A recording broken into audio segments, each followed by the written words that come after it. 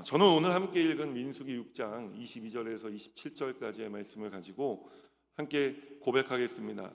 내가 복을 주리라. 이와 같은 제목으로 말씀의 은혜를 나누기 원합니다. 여러분, 만사형통이라는 말 들어보셨어요? 무슨 말인 줄 아세요? 모든 일을 형을 통해서 하라는 말입니다. 이 형에 우리 예수님을 넣으면, 우리가 모든 일을 예수님을 통해 하면 반드시 잘 될 줄 믿으시기를 주님의 이름으로 축원합니다. 오늘 말씀은 아론과 제사장들에게 하나님께서 이스라엘 백성을 축복하게 하신 내용입니다. 오늘 이 축복의 말씀이 하나님 저와 여러분에게 주시는 말씀인 줄 믿으시기를 주님의 이름으로 축원합니다. 좀 전에도 말씀드렸지만 우리 2024년 끝까지 너무 힘들고 아프지 않았습니까? 지금도 그 아픔은 이어지고 있지만, 그러나 하나님께서 2025년은 반전의 한 해가 되게 하여 주실 줄 믿습니다.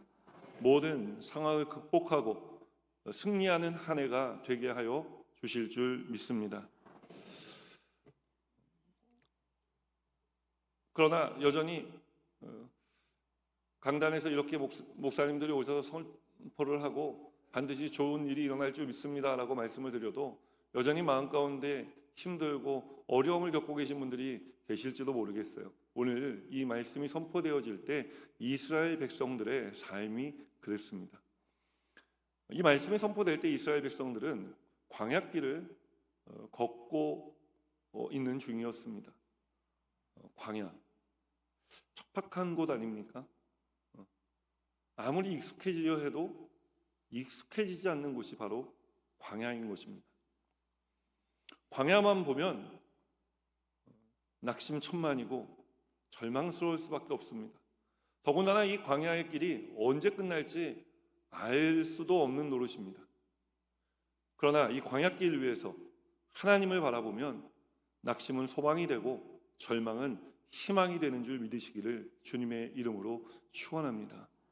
그래서 오늘 우리가 이 신년에 이 자리에 모인 것은 우리가 광야와 같은 인생의 길을 바라보기 위해서 온 것이 아니라 하나님 보기 위해서 온 줄 믿습니다. 하나님이 우리 인생의 소망입니다. 그리고 오늘 성경에 말씀하고 있는 것처럼 우리의 소망 되신 하나님은 우리에게 복을 주시는 하나님이신 줄 믿으시기를 주님의 이름으로 축원합니다. 우리 하나님이 우리에게 주시는 복은 무엇입니까? 그것은 영혼이 잘되고 범사가 잘되고 강건하게 되어지는 복인 줄 믿으시기를 주님의 이름으로 축원합니다. 오늘 이 복을 하나님께서 누구에게 주셨느냐? 저와 여러분에게 주신 줄 믿습니다.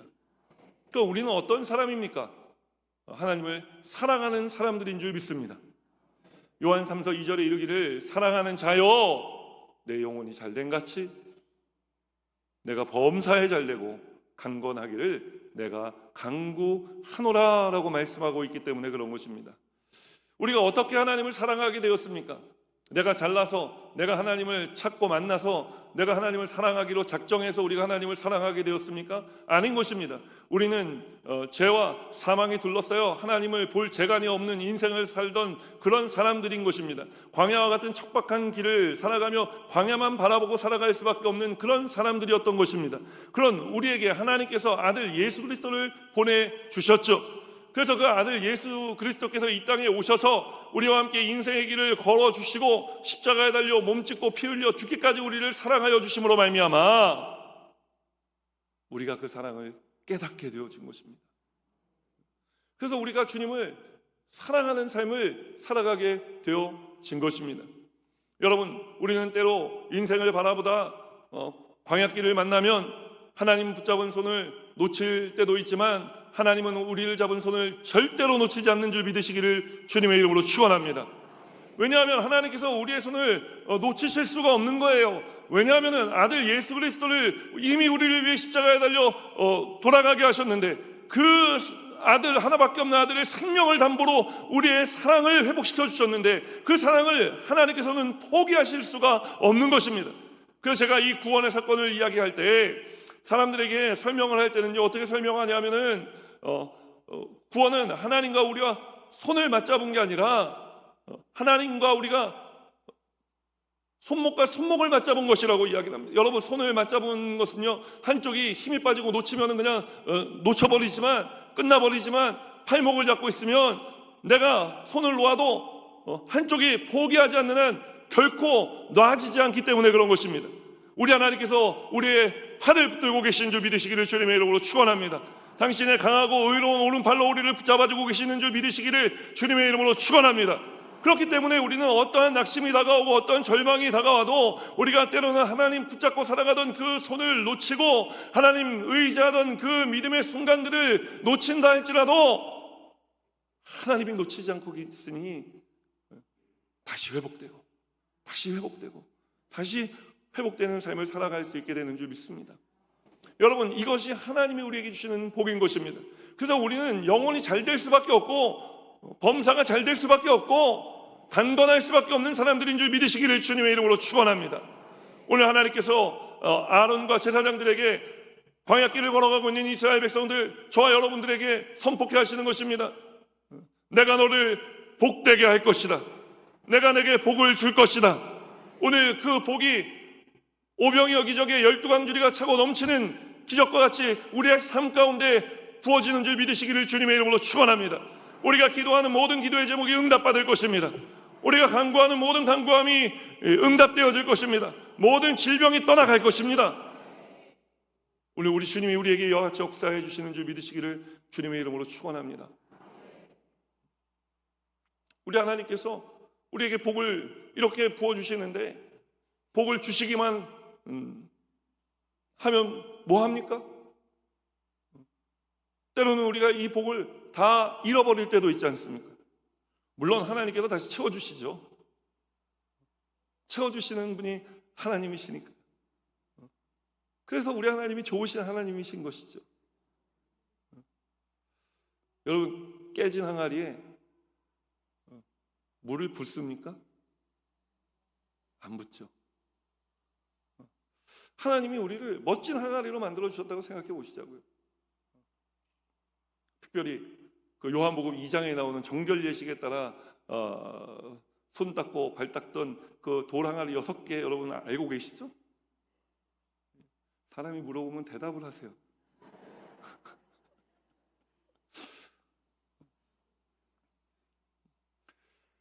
이 요한복음 2장에 나오는 정결 예식에 따라 그 집 앞에 갖다 놨던 돌 항아리 6개, 그 돌 항아리 6개의 모습에서 저는 저와 여러분의 모습을 보는 것입니다. 우리는 그렇게 중요한 항아리가 아닙니다. 중요한 향유를 담아놓는 옥합과 같은 그런 항아리가 아닌 것입니다. 그저 사람들이 손 닦고 발 닦고 지나가는 그런 물 담아놓는 그런 항아리인 거예요. 하나님이 우리를 구원하셔서 그 항아리에 물을 부어주시고 그래도 쓸모없이 버려지지 않고 사람들에게 무엇인가 쓸모있게 만들어주셨는데 마귀가 어느 날 와서 여러분 이 항아리 한 구퉁이를 툭 치고 지나가는 거예요. 항아리가 깨져버렸습니다. 그래서 하나님께서 우리에게 복을 주시는데 그 복이 채워지지가 않고 복을 주시는데 계속 빠져나가기만 하는 거예요. 마귀가 우리 인생 가운데 다가와서 우리 인생의 항아리를 깨뜨릴 때 여러분 우리가 그 항아리가 깨진 줄도 모르고 살아갈 때가 많습니다. 마귀는 원래 그렇게 은밀히 다가오는 것입니다. 우리의 마음의 생각을 타고 찾아오는 것입니다. 그래서 우리 인생의 항아리가 깨져서 하나님 은혜를 주시고 복을 주셔도 그 복을 담아내지 못하고 흘려버릴 때가 있는 것입니다. 우리가 마귀를 이길 수재간이 없습니다. 언제 왔다 갔는지도 모르는데 어떻게 막습니까? 이스라엘 백성들의 삶이 늘 그랬던 거예요. 하나님께서 낮에는 구름 기둥으로 밤에는 불 기둥으로 그들을 인도하시고 광야 40년 동안 성경을 읽어보면 그들의 의복이 헐지 않고 신발이 닳지 않았다고 이야기하는 것입니다. 매일같이 하나님께서 만나와 메추라기로 그들에게 먹이셨다는 거예요. 여러분 이거 복 아닙니까? 하루도 굶은 날이 없습니다. 근심과 걱정이 마를 날도 없었지만 하나님 은혜와 복도 마를 날이 없었던 것입니다. 그런데 그런 삶을 살아갈 이스라엘 백성들의 삶은, 그들의 입술은 보면은 늘 원망과 불평투성이었다고요. 하나님의 복을 주시는데 그 복이 다 빠져나가니 당연히 원망하고 불평밖에 남는 것이 없죠. 오늘 하나님께서 그런 삶을 살아가고 있는 이스라엘 백성들을 향해, 저와 여러분을 향해 이렇게 말씀하십니다. 내가 너에게 복을 주며, 복을 주시기만 하시는 것이 아니라 내가 너를 지키며. 마귀가 다가와 우리 하나님 베풀어 주시는 복을 빠져나가지 못하게, 마귀가 다가오는 것을 하나님께서 막아주시는 것입니다. 그리고 우리를 지켜주시는 것입니다. 우리 하나님은 졸지도 주무시지도 않는 하나님이시라고 말씀하는 것입니다. 낮의 해와 밤의 달은 12시간 간격으로 서로 임무교대를 하지만, 여러분, 우리 하나님은 임무교대를 하지 않으시는 것입니다. 우리 하나님은 계속해서 우리를 지켜보시고 우리를 보호하고 계신 줄 믿으시기를 주님의 이름으로 축원합니다. 여러분, 때로 우리가 마귀의 습격을 받아서 우리 하나님께서 베풀어 주시는 복을 담아놓는 우리 인생의 항아리가 좀 균열이 생겼다 그래도 걱정하지 마십시오. 오늘 주님께서 오셔서 수리하시고, 그리고 오늘 이 시간부터 지켜주실 줄 믿으시기를 주님의 이름으로 축원합니다. 시편 121편 4절로 8절은 말씀합니다. 이스라엘을 지키시는 이는 졸지도 아니하시고 주무시지도 아니하시리로다. 야훼는 너를 지키시는 이시라. 야훼께서 내 오른쪽에서 내 그늘이 되시나니 낮에 해가 너를 상하게 하지 아니하며 밤의 달도 너를 해치지 아니하리로다. 야훼께서 너를 지켜 모든 환난을 면하게 하시며 또 내 영혼을 지키시리로다. 야훼께서 너의 출입을 지금부터 영원까지 지키시리로다. 사랑하는 여러분, 오늘 하나님께서 우리에게 복을 주시고 그 복 주신 것을 지켜주신 하나님이신 줄 믿으시기를 주님의 이름으로 축원합니다. 말씀 속으로 한 걸음 더 들어가 하나님께서 또 우리에게, 또 우리와 같은 삶을 살아가고 있었던 이스라엘 백성들에게 선포에 들려주셨던 축복은 무엇이냐? 그 얼굴을 우리를 향해 두사 은혜 베푸시기를 원한다고 말씀하신 것입니다. 여러분, 은혜는 내가 잘해서 받는 게 아닙니다. 은혜는 전적으로 하나님께서 베풀어 주신 것입니다. 그래서 은혜 받은 사람의 삶에는요, 원망과 불평이 떠나가는 것입니다. 은혜 받은 사람의 삶에 그럼 무엇이 있겠습니까? 감사와 찬송이 넘쳐나는 것입니다. 저는 예전에 청소년 사역을 한참 한 적이 있었는데, 그 전화기에 요즘에는 그런 것들이 이제 별로 유행하지 않지만 옛날에는 그 컬러링이라는 것이 유행한 적이 있었어요. 그 전화를 걸면은 음악이 나와요. 음악이 나오는데 가요가 나오면 저한테 아이들이 엄청 혼났습니다. 네가 은혜를 못 받았구나. 은혜 받은 사람은 찬송하고 살아가는데 맨날 세상 가요만 부르고 살아가니까요. 어떤 분들이 저에게 오셔서 이야기합니다. 목사님은 어떤 성령 충만한지 아닌지 알아보실 수 있어요? 알 수 있지? 우리 목사님 신령한가 보다. 신령해서 아는 게 아니에요. 몇 마디 나눠보면 성령 충만한 사람인지 아닌지 알아요. 입만 열면 부정적인 사람들이 있어요. 성령 충만하지 않은 겁니다. 우리 하나님은 좋으신 하나님이시고 우리 하나님은 늘 우리의 삶 가운데 기쁨을 주신 하나님이신데, 여러분, 그 하나님으로 충만한 사람이 어떻게 원망과 불평을 말하고 살아갈 시간이 있겠어요? 늘 감사하고 찬송할 것밖에 없는 것입니다. 하나님께서 우리에게 은혜를 베풀어 주신다고 말씀합니다. 좀 전에 제가 돌항아리 말씀드렸죠. 돌항아리는요, 여러분, 스스로 할 줄 아는 게 없어요. 할 수 있는 게 없습니다. 돌항아리가 물이 떨어졌다고 가갖고 이렇게 가서 그 물을 자기가 혼자 채우나요? 할 수 없는 것입니다. 돌항아리는 그냥 돌항아리일 뿐이에요. 아무것도 할 수가 없어요. 그 안에 물을 채우는 것도 할 수가 없는 것이고, 그 물이 변해 포도주가 되게 하는 일은 돌항아리로서는 절대로 할 수 없는 일인 것입니다. 그런데 그런 일이 일어났죠. 기적이 일어나지 않았습니까? 여러분, 우리도 이와 같이 은혜 받으면 기적을 경험하며 살아가게 되는 줄 믿으시기를 주님의 이름으로 축원합니다. 아무것도 할 수 없는 내 인생, 하나님께서 채워주시는 그것만 생각해도 은혜이죠. 쓸모없이 버려진, 어디 저기 다 깨어진 독처럼 버려질 수도 있는 인생이었는데, 그 집 문 앞에라도 있어서 사람들 손이라도 닦고 팔이라도 닦는 용도인 게 얼마나 감사합니까? 우리가 예수 처음 믿었을 때, 여러분, 우리의 인생이 그런 집 앞에 놓여있는 돌 항아리 같았다고요. 그런데 이제 시간이 지나다 보면요, 난 왜 저 집안에 귀한 포도주를 담아놓는 그런 항아리가 아닐까라고 불만이 생길 수도 있어요. 내가 교회 신앙생활 오래 했는데 왜 나를 사람들이 알아봐 주지 않나? 아니, 돌 항아리는 그냥 돌 항아리예요. 근데 우리 마음 가운데 그런 원망이 들어오고 불평이 들어올 때가 있는 것입니다. 여러분, 은혜를 잃어버리면 우리의 인생이 이렇게 되는 거예요. 이 돌 항아리, 사람들이 하도 손 씻고 발 씻어서 항아리에 물이 얼마 남지 않아 있었는데, 그때 가나에 온 인자집에 포도주가 떨어지지 않았습니까? 그때 예수님께서 하인들에게 그 정결 예식에 따라 집 앞에 두었던 돌 항아리 6개를 가져다 거기다 물을 채우라고 이야기했어요. 물을 채울 때 아무런 돌 항아리가 한 일이 없습니다. 예수님이 누군가를 시켜 채워지게 한 것이죠. 그리고 그 돌 항아리에서 이제 물을 떠서 연회장에게 갖다 주라고 했을 때도요, 여러분, 돌 항아리가 한 일이 아무것도 없습니다. 그러나 그 돌 항아리는 하나님의 은혜 가운데 이전에 맛보지 못했던 가장 맛있는 포도주를 담는 항아리가 된 것입니다. 여러분, 이게 하나님의 은혜라고 이야기를 하는 거예요. 이 하나님의 은혜가 우리 가운데 있음을 믿으시기를 주님의 이름으로 축원합니다.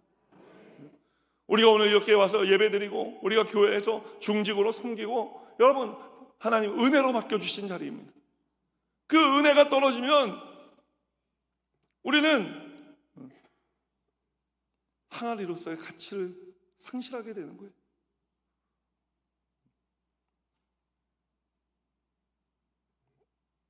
우리가 살다 보면 이 돌 항아리와 같이 하나님의 은혜를 부어줘도 맨날 은혜가 채워지는 것이 아니라 어디 뭐 증발해버리는지 뭐 마귀가 깨뜨렸는지 맨날 앵꼬예요. 그렇게 은혜를 많이 부어줬는데 맨날 앵꼬예요. 맨날 뭐가 없어요. 근데 여러분, 그런 우리에게 하나님이 오늘 이 저녁에 또 은혜를 부어주시는 줄 믿습니다. 여러분, 이게 은혜라는 거예요.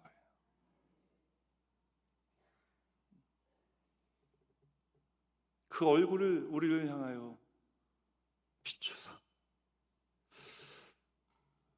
하나님의 얼굴을 이야기할 때 우리가 빛나는 얼굴이라고 말씀합니다. 하나님의 얼굴을 비추시면 여러분, 모든 어둠의 일들은 떠나가는 것입니다. 우리 힘들게 하는 일들은 떠나가는 거예요. 오늘 하나님께서 우리를 향해 얼굴을 비추시는 줄 믿으시기를 주님의 이름으로 축원합니다. 그리고 마지막 세 번째로, 큰일 났네요. 9시 반까지 설교를 하려고 그랬는데 뭐 하루는 일찍 끝나도 되지 않겠습니까?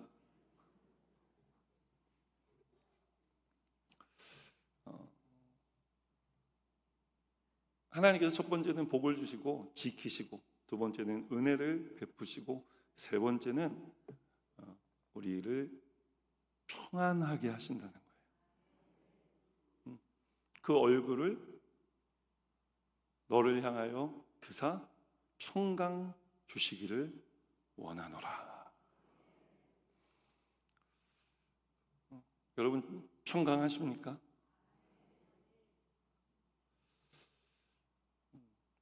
우리가 평강하다 하나, 예레미야 선지자 시절에 하나님 예레미야 선지자를 통해 말씀하시기를 너희가 평강하지 않다고 말씀하셨어요.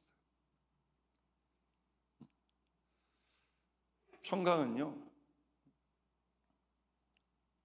우리가 어떤 일을 힘들고 어려운 일을 만났을 때 내가 그냥 편안하다 말하는 게 아니라 진짜 그런 일들에 휘둘리지 않도록 우리의 마음이 딱 중심이 흐트러지지 않는 그런 상태가 평안한 상태인 거예요.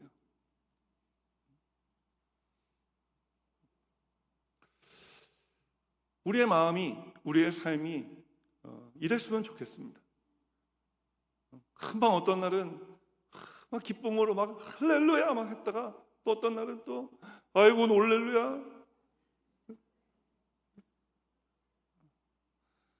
그런 것이 아니라 늘 주님으로 인해 우리의 마음이 밝고 환하고 무슨 일을 만나도 주님이 함께 하시니까 주님 믿습니다. 주님 저를 지켜주고 계신 줄 믿습니다. 주님 얼굴을 나를 향해 들고 계시는 줄 믿습니다. 나를 향해 비추고 계신 줄 믿습니다. 그리고 나를 향해 들고 계시는 줄 믿습니다. 이게 비추는 것과 드는 게 목사님 뭐가 다른지 잘 모르겠습니다. 제가 아주 쉽게 설명을 해드릴게요. 제가 여기 있습니다. 이게 저라고 생각하세요? 하나님 죄송합니다. 보여드리려고.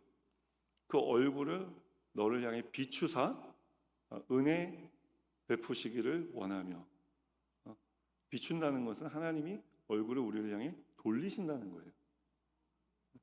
그리고 얼굴을 너를 향하여 드사는 뭐냐면은 드는 거예요. 드는 거. 멀어졌어요? 가까워졌어요? 네, 어떻게 잘하세요?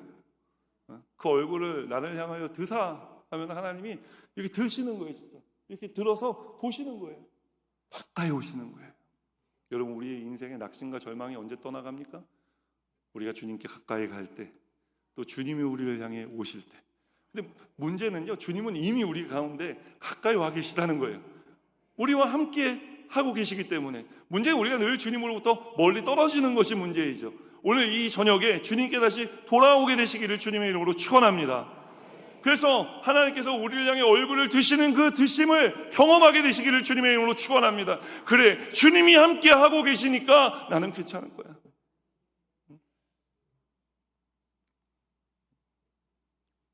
제가 예전에 팽이치기 잘했어요. 팽이치기에 별로 감동이 없으시네요. 그 중에서 제가 찍기를 잘했어요. 옛날에는 나무 팽이 이렇게 큰 심을 박아가지고 이렇게 묶어가지고 쫙 하면은 이제 뭐 누가 더 오래 팽이를 돌리나도 하지만, 이제 제가 이 우월한 신장과 어려서부터 컸어요. 저는 이 우월한 신장을 가지고 내리 찍어버리면 형들의 팽이고 뭐고 할 것 없이 다 쩍쩍 나가 떨어졌습니다. 그래서 제가 동네 형들한테 위협을 많이 당했어요. 근데 그때 제가 삼형제 중에 막내거든요. 좀 위험하다 싶으면 집으로 냅다 달려 들어가서, 어차피 동네에서 하는 일이니까 냅다 집으로 달려 들어가서 큰형을 부릅니다. 형! 큰형이 나와요. 왜? 나오면은 저 형이 누가 내 동생 건드렸어? 가는 거예요. 그럼 아니 형 그게 아니라 뭐 이렇게 하다가 이제 우야무야 되고 그냥 이제 끝나는 경우들이 많이 있어요. 하다못해 제 뒤에 저희 큰형 둘째 형만 서 있어도 제가 이렇게 든든한데, 여러분 하나님께서 우리 곁에서 우리를 향해 얼굴을 비추고 계실 뿐만 아니라 얼굴을 향하여 드셔서 우리 가까이 와 계시다면, 여러분 우리 인생 가운데 아무것도 문제될 것이 없는 줄 믿으시기를 주님의 이름으로 축원합니다. 축원합니다. 축원합니다. 오늘 이 주님께서 가까이 와 계시면 아는 사람들은요 뭘 하냐면 주님께 도와달라고 요청합니다. 주님, 제가 주님을 멀리 떠났다가 이제 돌아옵니다. 주님 도와주시옵소서. 우리가 주님께 도움을 요청하기만 하면 우리 주님께서는 우리를 긍휼히 여기시고 우리를 사랑하시기 때문에 우리의 모든 아픔을 보듬어 안아주시고 다시 품에 안아주시며 우리를 가장 안전하게 보호해 주신 줄 믿습니다. 이 말씀을 드리면서 함께 기도의 자리로 나아갔으면 좋겠습니다. 미국에 있었던 일인데, 미국 사람들 집을 좀 크잖아요. 한 7살 정도 된 아들을 둔 아버지가 있었어요. 근데 이 아이가 모래놀이 하는 걸 너무 좋아해요. 그래서 아버지가 집 앞마당에 모래 놀이터를 만들어줬어요. 그리고 모래 놀이터가 딱 보이는 곳에 소파를 갖다 놓고 아이가 노는 것을 아버지는 늘 지켜봤습니다. 아이는 그 모래 놀이터에서 이것저것을 만들며 늘 기쁘고 즐겁게 살았어요. 하루는 이 아이가 자기의 도시를 만들고 싶었던 모양이에요. 그래서 이 모래 놀이터에서 건물을 짓기도 하고 길을 내기도 하고 이것저것 만들기 시작하는 거예요. 그 모습을 아버지는 흐뭇하게 쳐다봤습니다. 그런데 이 아이가 한참 길을 내다 보니까 뭔가 뾰족한 게 솟아올라와 있는 거예요. 그래서 그거를 치우려고, 그래야 길을 더 닦을 수 있어서 그걸 치우려고 했는데 보니까 이게 치워지지가 않는 거예요. 조금 삐져나온 줄 알았는데 조금 이렇게 파보니까 그게 돌덩어리라는 걸 깨닫게 되었어요. 이 돌덩어리를 제거해야 되겠다. 그래서 이 아이가 이제 열심히 모래를 파기 시작합니다. 그리고 그것을 흔들어 보기도 하고 영차하고 끄집어내 보려고도 했는데 되지가 않는 거예요.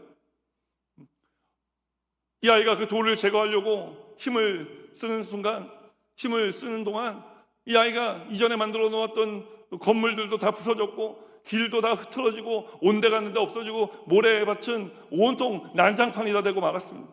난장이 되고 말았어요. 여러분, 아이는 지치기 시작합니다. 힘들어지기 시작했어요. 그래서 이 아이가 이제 너무 지치고 힘들어서 눈에 눈물이 맺히기 시작하는 거예요. 그때 그 모습을 지켜보던 아버지가 일어납니다. 일어나서 문을 열고 나가서 아들을 부르는 거예요. 얘, 이리 와봐. 근데 아이가 시뻘겋게 상기된 얼굴과 손 밑에는 이미 모래가 자글자글 낀 그래서 까맣게 변해 있는 또 빨갛게 부어오른 그 손을 가지고 아버지 앞으로 옵니다. 아빠, 저 돌이 치워지지가 않아요. 그래?